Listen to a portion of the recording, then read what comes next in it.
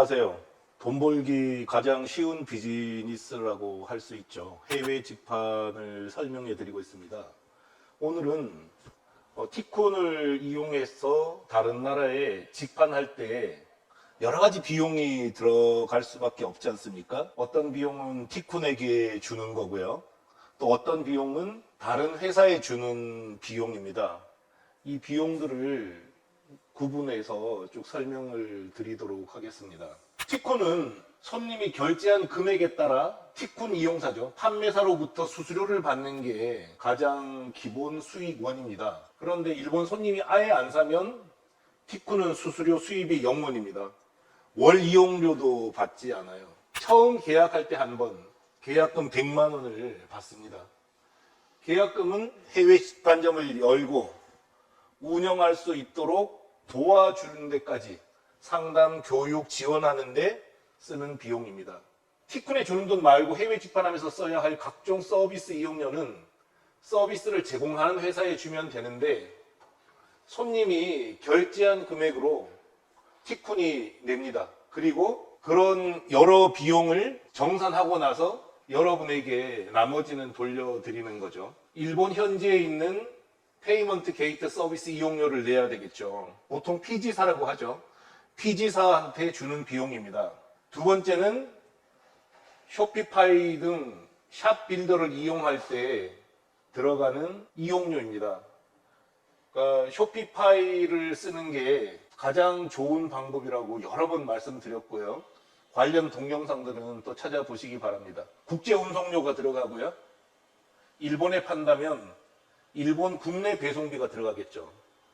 관세 들어갈 거고요. 한국에는 부가세를 내야 받지만 일본은 소비세 제도가 있잖아요. 소비세 10% 내야 되고요. 반품 배송료, 통관 서류 비용, 수입 인지세, 샘플 발송비, 일본 내 반품 폐기 비용 등이 생길 수 있습니다. 먼저 티콘에 내는 돈은 이 세 가지예요. 계약금. 처음에 계약할 때 한 번만 내면 돼요. 그러니까 판매 회사당 100만 원을 받습니다.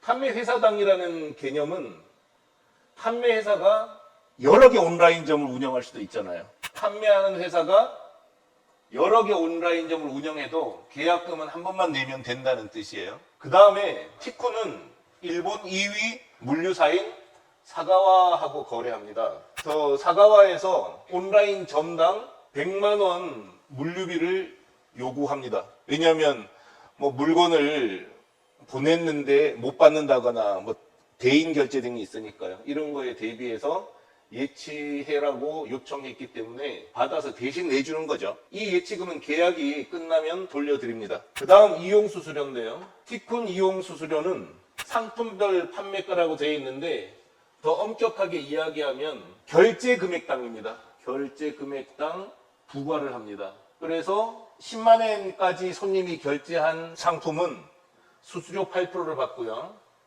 10만 엔에서 20만 엔이 될 땐 7% 수수료를 받습니다. 중국 거는 지금 따로 설명하지 않겠습니다. 그래서 티콘에게 내는 금액은 계약금하고 사가와 택배의 물류 예약 예치금 그리고 이용수수료 이 세 가지만 내면 되고요.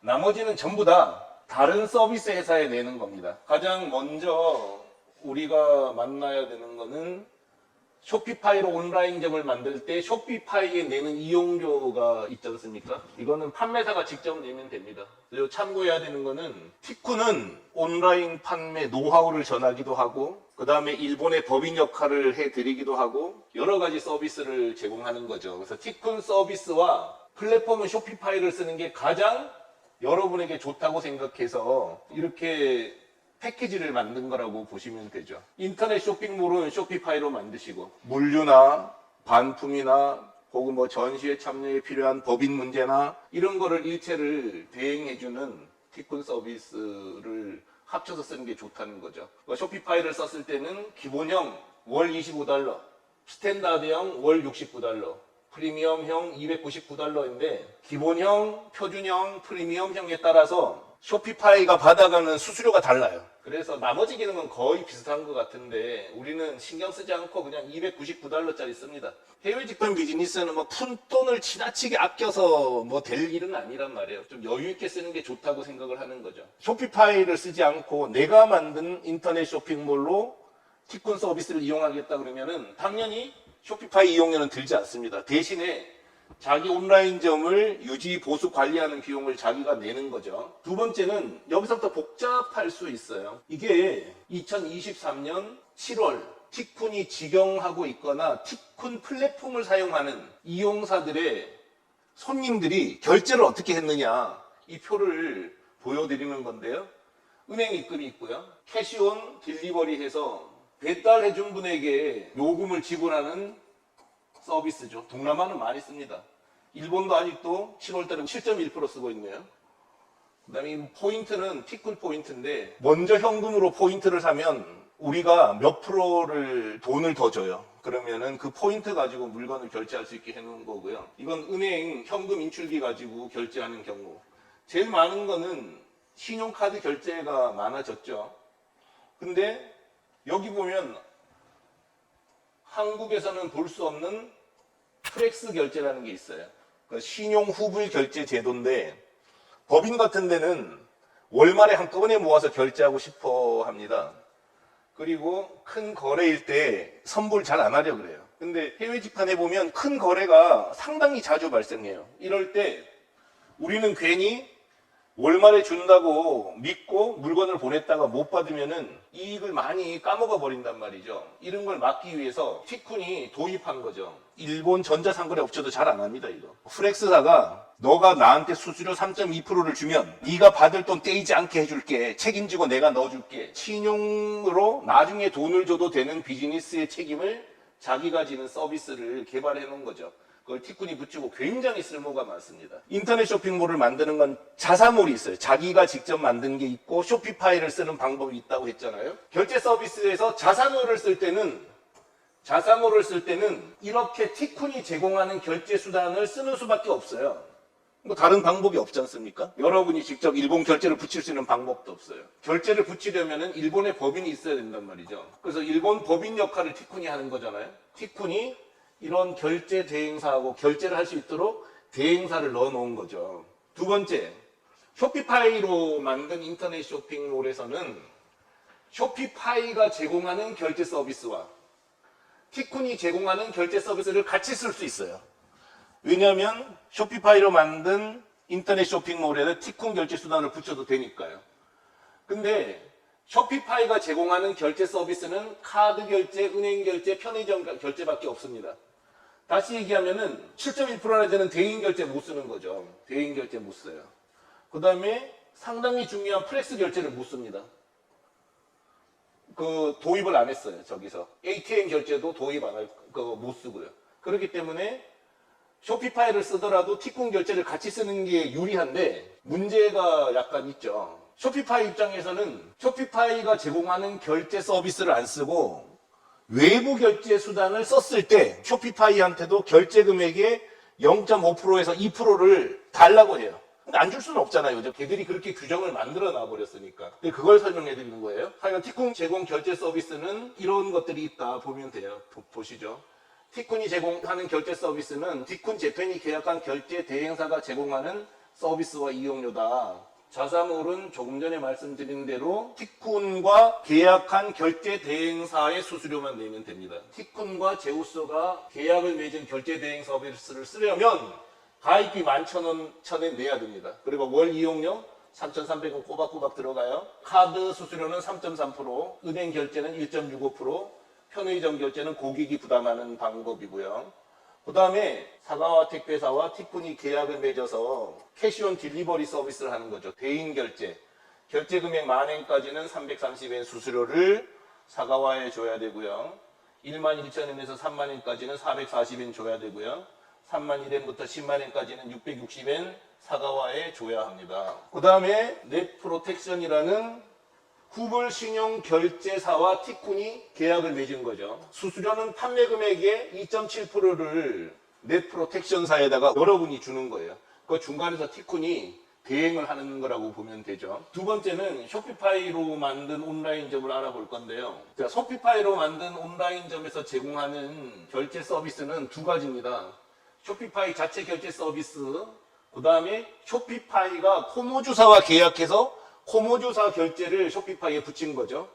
쇼피파이 자체 페이먼트를 쓸 때는 카드 결제일 때 3.6에서 3.85% 수수료를 받아가는 거고요. 코모주는 쇼피파이 입장에서 보면 외부 회사잖아요.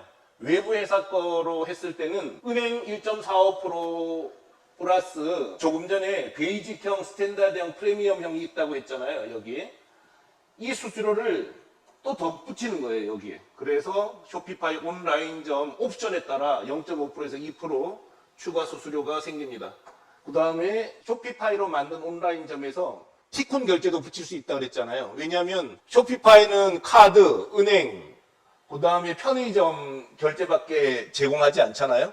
그래서 중요한 대인, 후불 결제, 뭐 가상계좌 결제 이런 걸 붙이려면 티쿤을 통해야 되는데 이럴 경우에는 티쿤을 통해서 카드사에 줬었던 이 수수료에 쇼핑몰 옵션에 따라서 2%, 1%, 0.5% 수수료를 더 내야 한다는 뜻이에요. 그 다음에 물류비입니다. 물류비. 물류비는 신정동 티쿤 물류센터에서 일본 고객이 받을 때까지 들어가는 비용입니다. 2024년 9월 기준이고요. 이 물류는 코로나나 이런 특별한 상황이 오면 계속 바뀔 수밖에 없어요.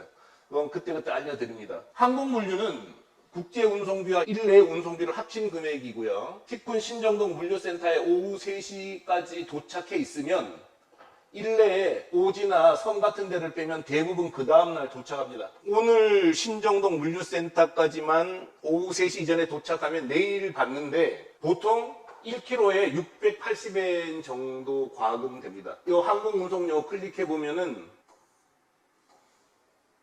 자세히 나와 있어요. 과세 중량, 부피 무게가 적용된다.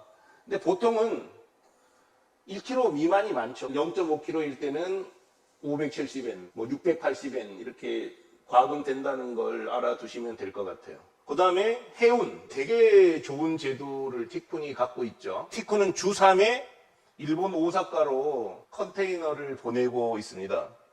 주 3회 정해놓고 컨테이너 보내는 회사도 정말 드뭅니다. 컨테이너는 당연히 싸죠. 근데 신정동에서 출발해서 손님이 받기까지 3일에서 5일밖에 안 걸립니다. 그러므로 무거운 물건이나 부피가 큰 물건은 배를 이용하면 좋은 거죠. 부산에서 화요일, 목요일, 일요일 날 배가 뜹니다. 그 배를 잘 활용하면 일요일 부산서 떠나는 배를 이용하면 손님은 2, 3 영업일에 받게 돼서 국내에서 보내는 물건을 받는 거하고 거의 차이를 느끼지 못할 정도입니다. 해운료는 CBM당 31만 원인데 이것도 그때그때 바뀔 수 있습니다. 이 클릭해서 보면 지역에 따라서 또 복잡한 표가 나올 텐데 어쨌든 이런 거 티쿤이 잘 처리해서 여러분이 따로 신경 쓰지 않도록 해드립니다. 그 다음에 관부가세가 발생하겠죠. 이 표에서 보다시피 일본 손님은 일본 티쿤이 운영하는 인터넷 쇼핑몰에서 물건을 사고 일본 티쿤은 한국 티쿤으로부터 물건을 사서 다시 팔게 됩니다. 그러니까 손님이 일본 쇼핑몰에서 물건을 샀을 때 이용사는 즉시 알기 때문에 한국 티쿤에 파는 거죠, 물건을. 그러면 통관 처리는 여기서 되지만 실제로 운영자는 여기이기 때문에 통관 수수료가 이 사이에서 발생을 하게 되는 거죠. 이 비용은 고객한테 받는 거고 다시 티쿤이 정산할 때 활용하게 됩니다. 이런 비용들이 가장 기본 비용으로 여러분이 내셔야 되는 금액이라고 보면 될 것 같습니다. 기타 뭐 조금 전에 말씀드렸던 비용들이 많이 생기죠. 반품 배송료 혹은 또 환불에 따른 송금 수수료 뭐 여러 가지 비용이 발생하는 거죠. 그래서 티쿤이 이런 일들을 다 처리를 해드리는 겁니다. 골격을 이루는 비용에 대해서 설명을 해드렸습니다. 다음 시간에 또 다른 주제로 만나도록 하겠습니다.